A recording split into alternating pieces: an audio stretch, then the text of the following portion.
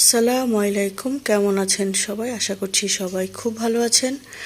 আমি আর দুষ্টু সাভারটা আলহামদুলিল্লাহ ভালো আছি। তো গতকালকের ভূমিকম্পের পরে মনে হয়েছে যে আবারও হয়তো ভূমিকম্প হবে, ঠিক তেমনই যেটা চিন্তা করেছি আবারও ভূমিকম্প হয়েছে। তো তারপরে একটু বারান্দায় এসে ঘুম থেকে ভাঙার পরে একটু চা খেয়ে নিচ্ছিলাম। তারপরে এখানে একটু গাছের পরিচর্যা করছিলাম, যেহেতু সকালের বেলাটাই একটু সামান্য ফ্রি টাইম পাই, ওই টাইমটাতেই গাছের পরিচর্যা করে নেই। পরে তো সাভাত বাচ্চাটাকে নিয়ে বিজি হয়ে যাই, তারপরে দেখা যায় যে আর হয় না। তো গাছগুলোর পাতাগুলো খুব সুন্দর আছে, তবে শীতকাল চলে এসেছে যেহেতু অত ভালো আর থাকবে না। তারপরে যেহেতু দুষ্টু বাচ্চাটার এক্সাম চলছে, তো দুষ্টু বাচ্চাটাকে পড়তে বসিয়ে দিলাম। এই যে দেখেন দুষ্টুটাকে, কার কার বাসায় এরকম দুষ্টু বাবু আছে, একটা ফাঁকিবাজ বেবি আছে। কিন্তু পরীক্ষার আগে অবশ্য তো সে বসে যায় বলার সাথে সাথে, কিন্তু যখন পরীক্ষা না থাকে তখন তাকে পড়তে বসানো খুবই ডিফিকাল্ট একটা জব। তারপরে তার নাকি একটু ঘাড়ে ব্যথা করছিল, আমি একটু ঘাড়ে প্রেস করে দিচ্ছিলাম আস্তে আস্তে করে। রান্না করতে আসলাম। তো এখানে মিষ্টি কুমড়া ছিল, মিষ্টি কুমড়াটা একটু মিষ্টি না, চিংড়ি মাছ দিয়ে রান্না করেছি। তবে আমি আজকে মাখিয়ে একদম সব কিছু দিয়ে মাখিয়ে বসিয়ে দিয়েছি।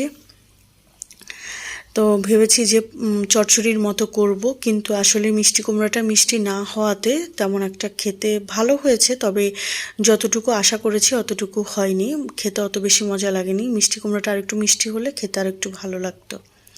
তারপরে এই যে দেখেন কাজের খালাকে আমি একটু, উনি চলে যাবে, তো আমি ওনাকে দিয়ে তো মাছ কাটাই না, মুরগি কাটাই না, আমিই কাটি। তো উনি এই যে দেখেন, ওনাকে বলেছি আঁশগুলো ফেলে দিয়ে, আঁশগুলো ছাড়িয়ে উনি যাতে ময়লা নিয়ে চলে যায়। এই যে দেখেন উনি মাছটাকে পুরো খাবলা খাবলা করে উঠিয়ে ফেলেছে। কি দিয়ে করেছে আমি দেখিনি, মানে যা তা অবস্থা করেছে। যাই হোক, কি আর করব, ওনাকে দিয়ে কোনো কাজ করানো মানে ধ্বংস ছাড়া আর কিছু না।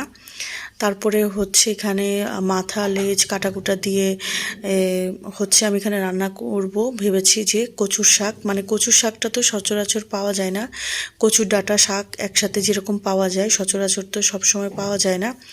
যেহেতু খাই আমি আর সাবাহাত, অত বড় বড় বড় কচুগুলো আনলে দেখা যায় আমাদের খাওয়া হয় না, তাই এই যে ছোট ছোট ডাঁটাগুলো শাকগুলো নিয়ে আমি রান্না করি সাবাহাতটার জন্য। তো এটা পাওয়াতে ভাবলাম যে ইলিশ মাছ দিয়ে এগুলো দিয়ে রান্না করে খেতে ভালো লাগে, যেহেতু এখানে আয়রন থাকে এই খাবারটাতে। তো দুষ্টু বাচ্চাটার জন্য রান্না করেছিলাম, সে খুব পছন্দ করে খেলো। তারপরে ইলিশ মাছের মধ্যে ডিম হয়েছে, তো ভাবলাম যে দুষ্টুটাকে একটু ফ্রাই করে দেই, ভাজি করে দিলে সে ইলিশ মাছের ডিম ভাজাটা সে খুব পছন্দ করে। তো তাকে খাওয়া দাওয়া করি, আবার পড়তে বসিয়ে দিলাম। তার মধ্যে আবার সে বললো মাম্মা আমার ক্ষুধা লেগেছে। তো আমি বললাম কি খাবে, তো আমাকে বলছে মাম্মা আমাকে একটু ফুচকা আনিয়ে দাও। তো ফুচকার সাথে আমিও ভেলপুরি আনিয়েছি আমার জন্য। তারপরে মা মেয়ে সন্ধ্যায় খুব মজা করে খেলাম। তো আজকের ভিডিও এই পর্যন্ত, আল্লাহ হাফেজ।